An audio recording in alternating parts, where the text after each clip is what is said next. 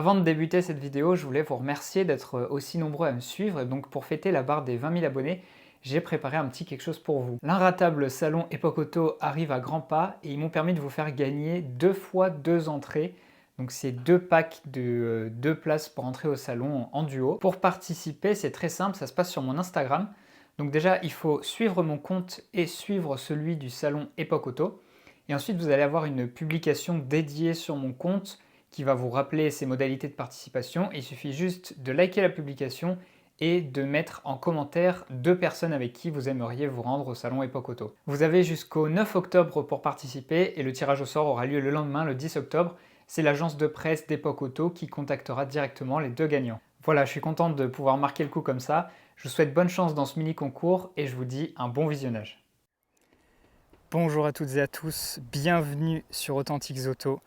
Regardez-moi ça, regardez-moi ce décor. Il fallait bien ça pour offrir un écrin à la hauteur de ce que je vous propose aujourd'hui, puisque nous avons affaire, ni plus ni moins, qu'au match qui va déterminer si la fameuse Renault Clio Williams, l'icône des années 90 que vous avez ici à ma droite, vaut-elle la différence d'aura, de prix et d'attrait par rapport à la Clio 16S, ici plus précisément dans sa déclinaison 16V en phase 2. Nous avons les deux ici en phase 2, les deux en bleu sport 449.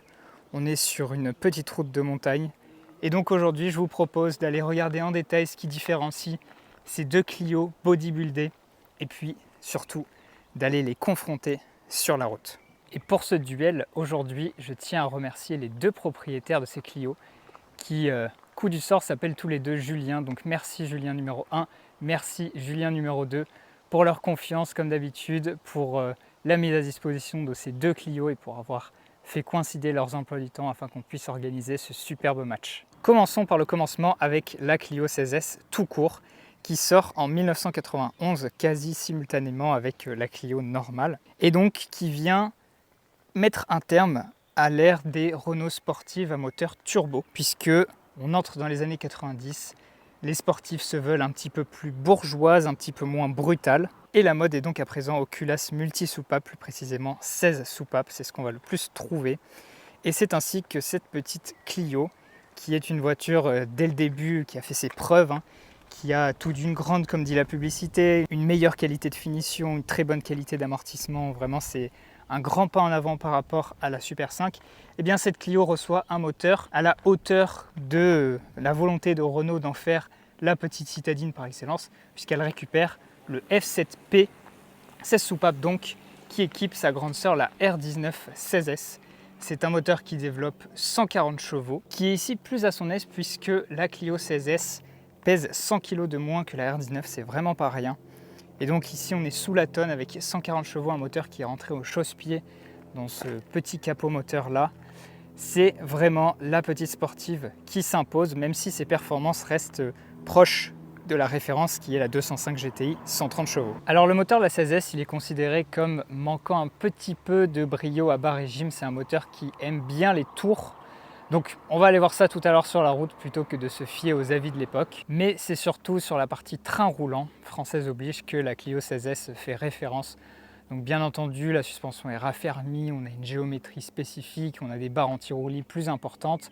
Et la 16S, elle est engagée à la fois avec un championnat monomarque monomodèle, c'est la Clio Cup, qui fait suite à la Super 5 Cup, elle aussi. Et elle est également engagée en rallye sous les couleurs de Diac, avec comme pilote ni plus ni moins que le fameux Jean Ragnotti. Pour la 16S, c'est un début de carrière vraiment prometteur, mais c'est surtout son look parfaitement bodybuildé, de manière discrète mais suffisamment différenciée pour qu'on reconnaisse que c'est la version au sommet de la gamme. Si vous vous rappelez, sur la chaîne, je vous avais présenté une Clio RSI, qui était une sportive intermédiaire de 110 chevaux avec notamment des ailes étroites. Ici, sur la 16S, Renault, ils sont allés plus loin, et ça commence donc avec ces ailes gonflées qui sont superbes. C'était typique dans les années 90 de faire des ailes gonflées. On pense aussi par exemple au Delta intégral. Il faut savoir que ces ailes-là, elles sont faites dans un matériau composite et non pas en acier, en feuille d'acier.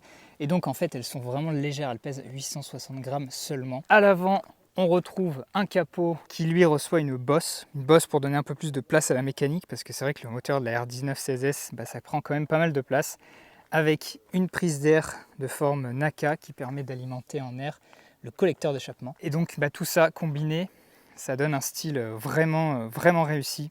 Le pare-choc, il adopte des anti-brouillards, des entrées d'air, un petit spoiler, et puis donc les fameuses jantes 15 pouces qui sont une merveille de design. Alors je dois vous dire que, vous l'avez sûrement remarqué si vous êtes connaisseur, ici on est sur une Clio non pas 16S mais 16V, c'est écrit ici sur le côté. Et donc la 16V correspond en fait au restylage de la Clio. Elle gagne par exemple une calandre avec une seule barrette ici, peinte. Normalement, elle a des jantes différentes, donc ça, ce sont des jantes de phase 1. Mais bon, elles sont tellement belles, on va pas lui en vouloir. Elle s'appelle 16V non plus 16S parce qu'elle est catalysée, elle perd 3 chevaux avec le catalyseur. Elle a des rétroviseurs qui sont un peu plus ronds et un peu plus grands. Et puis c'est surtout à l'arrière qu'on la reconnaît avec ses phares fumés, avec une forme arrondie pour le rouge, et puis cette grosse baguette sur le coffre, et les logos qui ne sont plus intégrés à la baguette, mais au-dessus de la baguette. Mais vous le savez, dans les années 90, on ne multiplie pas les SUV électriques immondes, on multiplie les versions sportives. Et les voitures se vendent encore grâce au succès de leur déclinaison course. Et donc Renault, non content d'offrir 3 versions sportives de la Clio au catalogue, se décide en 1993 de lancer une 4e déclinaison de la petite Clio. C'est celle que vous voyez ici, la fameuse, la légendaire Williams, fièrement affichée sur le côté de la carrosserie. La Williams, c'est le fruit d'une double idée, d'un double objectif de la part de Renault. D'abord et surtout, il s'agit d'homologuer la Clio en groupe A cette fois-ci, dans la catégorie des tractions à moteur à moins de 2 litres. Et deuxièmement, et de façon plus insolite puisque l'objectif premier, rappelez-vous, c'est de l'homologuer en rallye, eh bien Renault décide de fêter leurs nombreux succès en Formule 1 en tant que motoriste avec l'écurie Williams.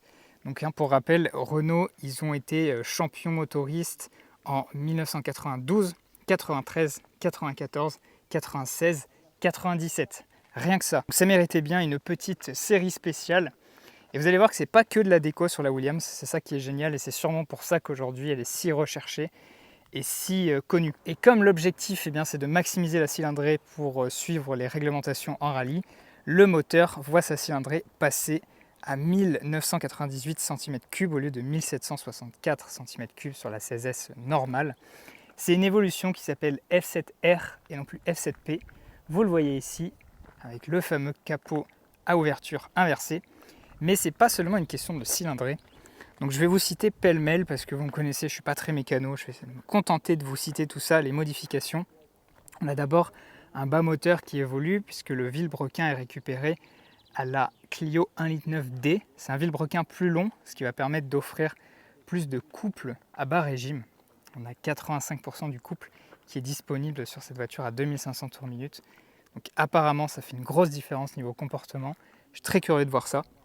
On a également des arbres à cam avec des lois d'ouverture spécifiques, des chemises réallégées, des pistons forgés, des bielles spécifiques, des soupapes d'admission plus grosses, des conduits d'admission polis, une culasse trempée et résinée, un collecteur d'échappement 4 en 1 en tôle et un carter d'huile cloisonné. Donc voilà, tout ce que je vous ai cité, j'y comprends rien du tout, donc sachez que ce sont les modifications apportées à la Clio Williams. Et côté train roulant, derrière ces magnifiques jantes Speedline dorées 15 pouces qui font tout le charme de la Williams, eh bien on retrouve le train avant de la Clio Cup qui est élargi donc de 34 mm par rapport à la 16S classique. On a des bras triangulés qui viennent eux de la Renault 19 16S et des amortisseurs avec un tarage spécifique. Sachez aussi que la Williams n'a pas d'ABS, contrairement à certaines 16S, dont celle-ci. Et notre petite F7R, il gagne 13 chevaux par rapport à la 16S catalysée, donc qui faisait 137 chevaux. Ici, on est sur 150 chevaux et on gagne également 13 Nm de couple. On passe de 162 Nm à 175 Nm. Pour le reste, c'est esthétiquement que la Williams se distingue. Donc bien sûr, elle reprend tout le style magnifique de la Clio 16S. Elle lui ajoute le logo 2 litres, et non plus un logo qui évoque les soupapes. Ici, sur les ailes arrière, le logo Williams. Je trouve que la police d'écriture est incroyablement belle dessus. Et puis au niveau du coffre, aucune différence, si ce n'est là aussi l'adjonction d'un logo Williams. Et en plus de ça, vu que nos deux autos sont en phase 2, ça nous aide à vraiment les comparer. Il n'y a pas beaucoup de détails finalement, c'est à l'extérieur que des strippings qui vont faire la différence par rapport à la 16V. Si vous connaissez, vous le savez sûrement, la Williams a été produite au total à environ 12 000 exemplaires, avec sur la phase 1 des exemplaires numérotés entre guillemets, car il s'agissait simplement d'une plaque sur le tableau de bord qui n'avait aucune valeur de numéro de châssis ou quoi, et les exemplaires de phase 2 qui n'ont pas changé, si ce n'est la couleur qui n'était plus le bleu sport 449 et qui équipe ces deux voitures, mais le bleu méthyle. C'est une différence très subtile. Pour le reste, rien ne change. Tous les trains roulants, toute la décoration sont là. Allez, pénétrons à l'intérieur de notre première bombinette, la 16S classique. Donc dans sa phase 2, elle est encore plus proche de la Williams puisqu'elle récupère les baquets de la R19 16S. C'était l'exclusivité de la Williams phase 1 d'avoir ces baquets-là, mais là vous voyez que sur la 16V, on a ces mêmes baquets. Voilà, je vous les montre sur la Williams. C'est sensiblement la même forme, c'est un excellent maintien. Regardez-moi un peu comme c'est profond ici, notamment au niveau des cuisses, que c'est très très agréable. Et la Williams, plus qu'on y est, elle a un motif de velours qui diffère, avec surtout le W comme ça sur le dossier. Et la 16V, elle a ce motif, je ne sais pas trop comment le décrire, mais qui est très sympa, un peu art contemporain on va dire. Gris foncé, un peu plus foncé, et surtout sans aucun détail bleu. Car oui, c'est la couleur bleue qui est reprise à l'intérieur de toute la Williams et non pas de la 16V. Installons-nous dans ces merveilleux baquets. C'est vraiment un confort exceptionnel. Et là, on retrouve l'habitacle Renault Clio 1 que je vous avais déjà présenté dans la RSI. On ressent le travail sur la qualité, le plastique là-haut un petit peu moussé, plastique de couleur en plus. Alors je vais m'attarder plutôt sur les spécificités. Donc on a un bloc compteur bien complet, comme on aime, mais surtout très complet parce qu'il est prolongé ici par 3 manomètres qui donnent la température, le niveau et la pression d'huile. Ça c'est très cool. Ici cette petite plaque, c'est juste un délire du précédent propriétaire qui servait à cacher un trou moche qu'il y avait eu. Donc ça n'a rien à voir, c'est pas du tout officiel. On n'a pas de climatisation là-dessus, même si on a l'ABS sur celle-ci.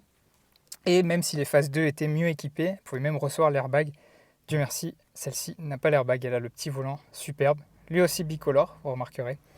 On a quand même vitre électrique, rétroélectrique et un très joli poste Philips d'époque avec prise pour un lecteur CD externe. Ça, c'est vraiment la classe. Pour le reste, c'est du classique. On a le petit levier de vitesse Renault au maniement que je trouve assez agréable. L'habitacle avec le plip ici, une harmonie de gris et de gris foncé. C'est sérieux, peut-être un petit peu austère. Certains n'aiment pas les plastiques durs, mais par rapport à la Super 5, il y a clairement un monde. Dans la Williams, les équipements sont les mêmes, mais l'ambiance est quand même plus exclusive et finalement plus proche des GTI des années 80 qui mettaient un peu du rouge partout. Alors là, c'est pas du rouge, c'est du bleu. Et vous voyez, on a les passepoils de siège qui sont bleus, toute la moquette qui est bleue. Et ça, c'est vraiment cool. Et encore plus sympa, ce sont les fonds de compteur bleus, les fonds de manomètre bleus et le levier de vitesse, lui aussi bleu. Et là, rien qu'avec une couleur, donc une déco qui coûte rien en fait à Renault, on est transporté dans une ambiance spécifique. Et vous remarquerez ici que il n'y a pas de plaque, puisqu'on est bien sur une phase 2. C'était ici qu'on avait les plaques de phase 1. Je vous mettrai une photo pour vous montrer ce que ça donne. Sachez aussi que cette petite Williams, elle a 274 000 km. Et ça, je trouve ça cool parce que nous qui sommes habitués à avoir des Williams hors de prix, qui valent des 50 000 €, qui ont 60 000 km ou alors qui sont entièrement restaurés, là c'est une Williams qui a vraiment roulé, qui a vraiment servi et qui a encore toute sa santé. Et franchement, extérieurement, même si elle est dans son jus, elle a des petites imperfections, elle est quand même très très propre. Et ça fait bien plaisir. Tandis que notre 16V ici, elle a un kilométrage beaucoup plus raisonnable. On est sur 113 000 km. Puisqu'on a deux moteurs cousins, je vais vous démarrer seulement celui de la Williams, sachant que aussi sur celle-ci, on a une ligne un petit peu plus bruyante, alors que sur la 16S classique, on a une ligne vraiment standard. Donc ça permettra aussi de comparer sur la route en attendant.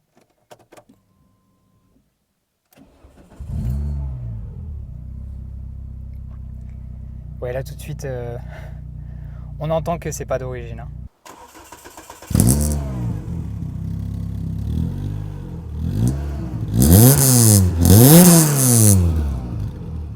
Voilà, c'est une présentation un peu plus rapide que d'habitude parce que d'une part, vous connaissez déjà la Clio, on l'a déjà vu sur ma chaîne, et d'autre part, l'idée c'est vraiment de les comparer sur la route. Donc ce que je vous propose tout simplement, c'est d'y aller. Et nous voici à bord de la première, la Clio 16S tout court, ou plutôt la 16V devrais-je dire. Donc on est directement sur une route de montagne et la voiture est directement chaude. C'est ça qui est plaisant. Alors très brièvement, au niveau du maniement classique de la voiture, on a affaire à une direction assistée, mais pas trop, assez agréable, une bonne consistance. On sent pas mal la route. Le levier de vitesse, lui aussi, est agréable à manier. Alors certes, les débattements sont assez longs, mais ils sont quand même assez précis, les verrouillages sont plutôt francs. Donc ça, c'est sympa. Et alors le confort des sièges, c'est du Renault, quoi, c'est-à-dire merveilleux. Et les suspensions aussi sont très très bonnes. Je suis venu sur le tournage en Clio 2 et franchement, je trouve que les deux, même dès la Clio 1, avaient une suspension incroyable. Donc bref, Clio 16S, apparemment, elle aime les tours. Donc on va monter dans les tours.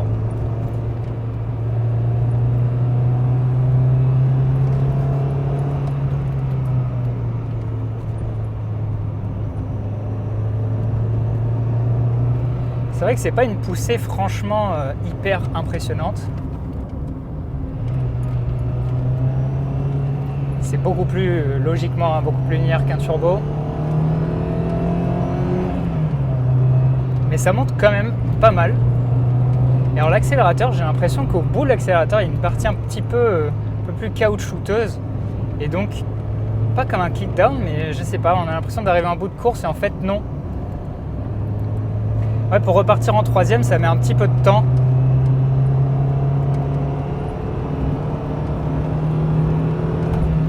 Et après, forcément, une fois qu'on est dans les tours, ça va mieux. Le bruit est plutôt sympa.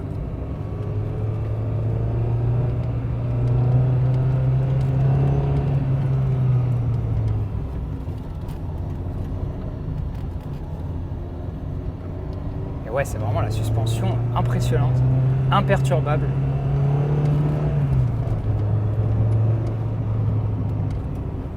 Pour l'instant, elle me donne l'impression d'une sportive très facile à vivre en fait. Pas du tout piégeuse ni radicale. Je ne suis pas du genre à faire lever la patte au train arrière, vous me connaissez. Je vais pas jusque là. Mais elle se comporte, ouais, c'est imperturbable.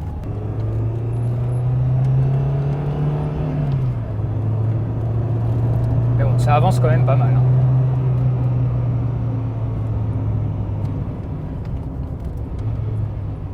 La préhension du volant aussi est très agréable parce qu'il est épais. Il y a parfaitement un endroit pour mettre ses pouces. Enfin là, il est vraiment pensé pour la conduite et il est superbe en plus de ça. Donc là, c'est vraiment génial. On est un peu décalé par rapport au volant par contre. Je ne suis pas vraiment au milieu du siège, j'ai l'impression. Ouais, c'est une sportive qui est bien élevée. Clairement, elle n'a pas la fougue. Bon, je ne l'ai pas essayé, mais elle n'a pas la fougue d'une GT Turbo. Elle a plus de puissance par contre, c'est clair. Et elle a moins ce côté, elle filtre plus en fait qu'une 205 GTI. On sent que c'est quand même une décennie d'écart.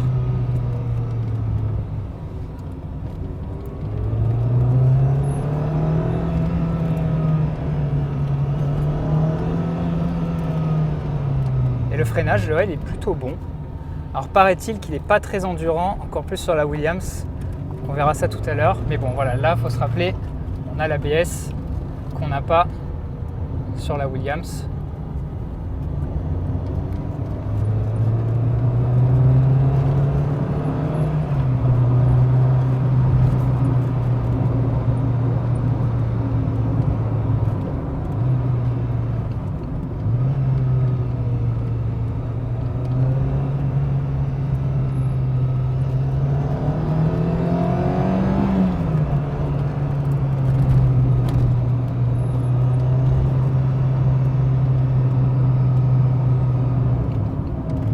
Mine de rien, le bruit moteur il est quand même assez présent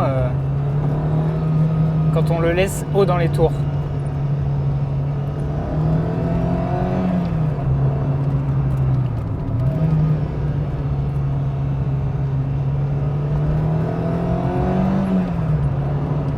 C'est quand même très très sympa.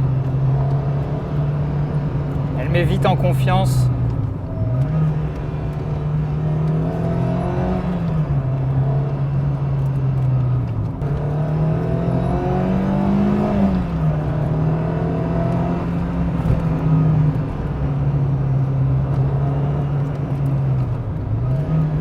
Elle est surtout très facile à manier, quoi. Le lever de vitesse, tout ça, c'est un régal.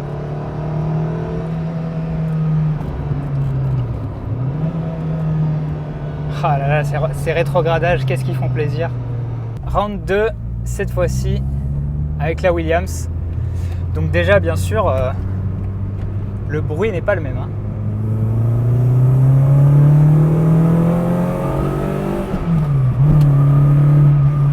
Ah là, tout de suite, ça n'a rien à voir.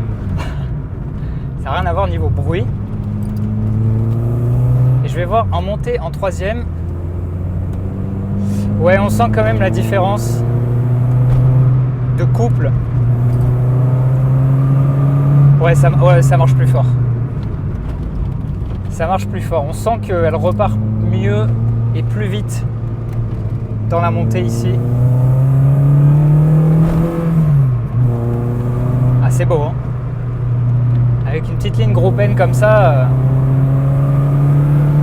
c'est un peu assourdissant quand même de l'intérieur.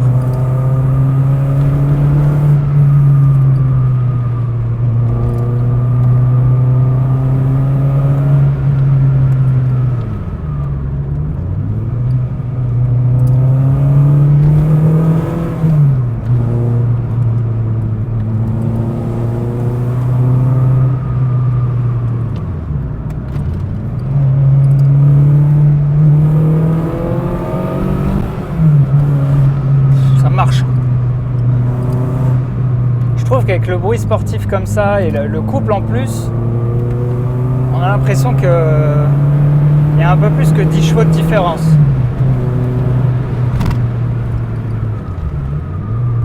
Après, niveau train roulant, je serais incapable de vous dire la différence. Les deux, c'est nickel. Ça met vraiment en confiance.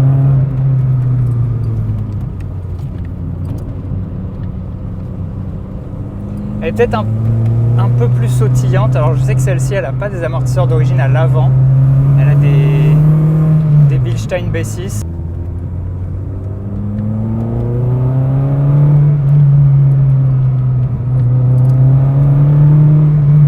Faut pas oublier aussi que celle-ci, elle a 273 000 km. Donc forcément, elle va peut-être pas se comporter. Elle va peut-être pas avoir un toucher de route comme une Clio, une Williams qui aurait 80 000 et qui aura un toucher de route presque d'origine entre guillemets.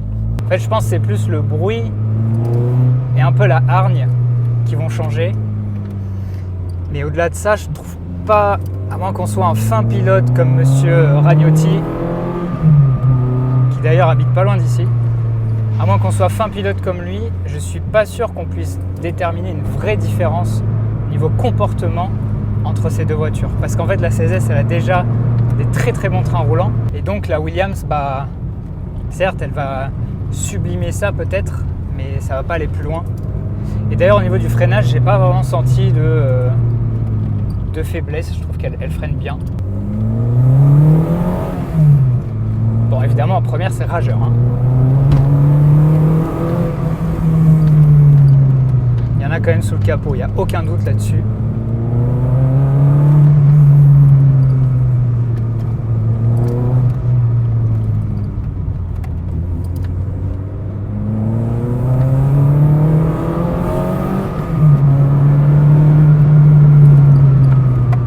J'ai l'impression de sentir peut-être dans la direction sur celle-ci, sur la Williams, légèrement plus d'effet de couple que sur la 16S, sûrement parce que celle-ci est plus hargneuse.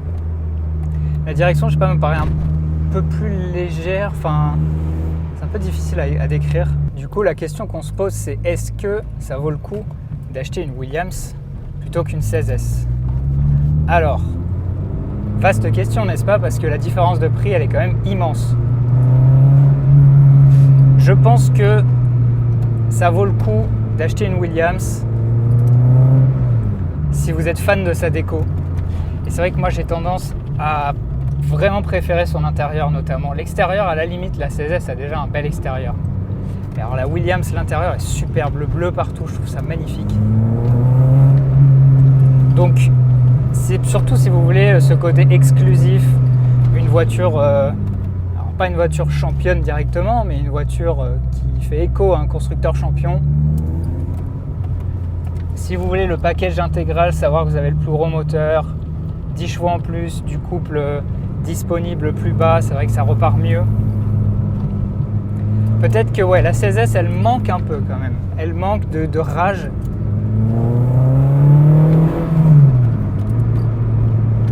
Par rapport à cette Williams qui est vraiment enragée. Ouais, pour le coup, elle est enragée. Je pense que c'est le bon mot.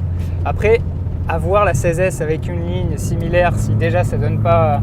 Peut-être que là, on est un petit peu faussé par justement le bruit de la ligne qui est magnifique. Après, vous aurez la même qualité de suspension, de train roulant.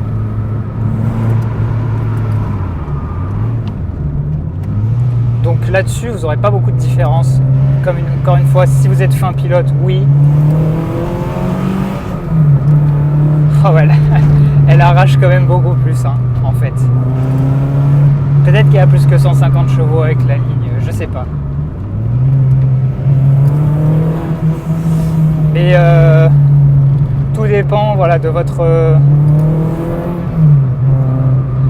vision des choses. Sachant que les deux seront à la fin des Clio, donc c'est-à-dire polyvalentes, confortables. La 16S pourra offrir un petit frisson si vous le voulez, la Williams un peu plus souvent je pense. Donc c'est intéressant quand même, c'est une série spéciale qui est plus que quelques stickers. Et ça c'est cool de la part de Renault, c'est vraiment les années 90 où on pourrait se permettre ce genre de choses. Mais bon, sachant que certaines, il y a peut-être 15 000, 20 000 euros de différence. Je pense que autant vous acheter une autre sportive avec cette différence de prix, vous avez deux pour le prix d'une. Bon, ça c'est mon avis.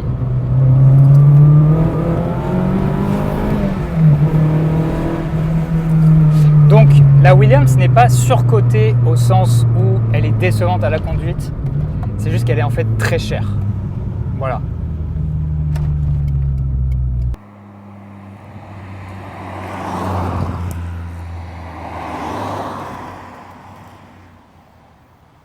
Pour conclure, encore un immense merci à Julien et Julien pour leur disponibilité aujourd'hui, pour leur confiance. Je suis ravi d'avoir pu organiser un match. J'espère que le format vous aura plu. Puisque j'avais deux Clio sous la main, je me suis dit que ça serait intéressant de pouvoir les comparer, surtout que les deux sont assez mythiques. Donc dites-moi ce que vous avez pensé de ce format, dites-moi si je devrais tenter d'autres matchs, si j'ai la possibilité. Et en attendant, comme d'habitude, si la vidéo vous a plu, n'hésitez pas à me le dire dans les commentaires, à la partager, à me mettre un petit like et puis à vous abonner pour soutenir mon travail. Et si vous voulez que je filme votre Youngtimer, eh bien vous pouvez m'envoyer un message sur Instagram ou bien un email à l'adresse qui s'affiche et on peut arranger ça. En attendant, moi je vous dis à la prochaine pour une prochaine vidéo. Allez, à bientôt!